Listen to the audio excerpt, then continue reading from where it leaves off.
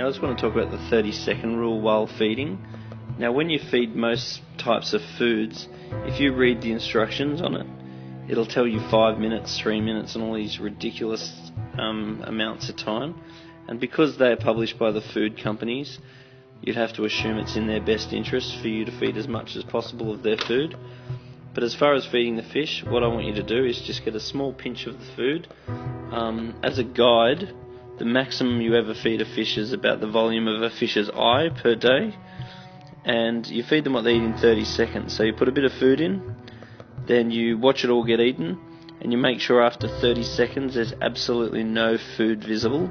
And if there is food visible, no drama, just don't feed them the next day.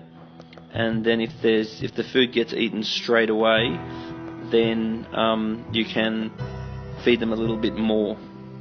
But ultimately, it isn't the rule that's important. Ultimately, it is the result that's important.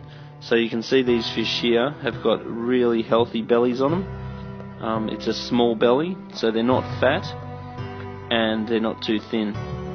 So over a period of time, if you notice your fish getting fat, then definitely cut down the food regardless of what rule you're going off. And if your fish are getting thin, then increase either the frequency or how long you allow the fish to feed for. And you always govern the average fish, don't govern how much you feed by the fattest or the thinnest, because there's always one that's a bit skinny and one that's a bit fat, and that's pretty normal. So if we're going to feed, what I'm going to do is get a pinch of food like this, then I'm going to put it in the water. I'm going to count 30, and if there's any left, then I know that's about. If there's none left, that's about the right amount. If there's 0, if it gets taken too quick, I know it wasn't enough. So if I go 1, 2, 3, 4, 5, 6, 7, 8, 9, 10, 11, 12, 13, 14, 15, 16, 17, 18, 19, 20. Now this seems to be a particularly bad example because the yellow tang's just decided to go schizo and not pay attention to the food.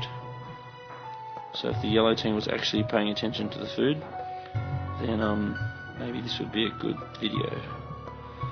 But seeing he's decided to spaz out on me. Anyway, I think you get the idea. He seems to be freaking out a bit for some reason.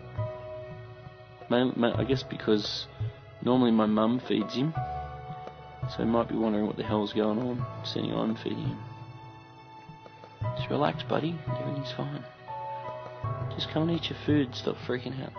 So when a fish does this, swims really erratically, that means he's sort of freaking out about something. It's very unusual for this guy. Usually he's pretty relaxed. Maybe he's got out of bed on the wrong side. Now he's going good. Now he's into it. Now he's still freaking out a bit.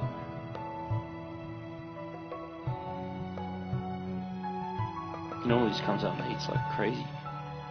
Now he's just being crazy. Chromis is going cool. He's alright. Oh, well, that's fish for you. They have their own personalities. They do what they want. They definitely have different moods. Sometimes you'll see them in a freaked out mood like this one. Other times they're in a happy, relaxed mood. Joys of keeping fish. So this video is an extremely bad example of a 30-second rule. But hopefully you get the idea. Now the green crabs is freaking out as well.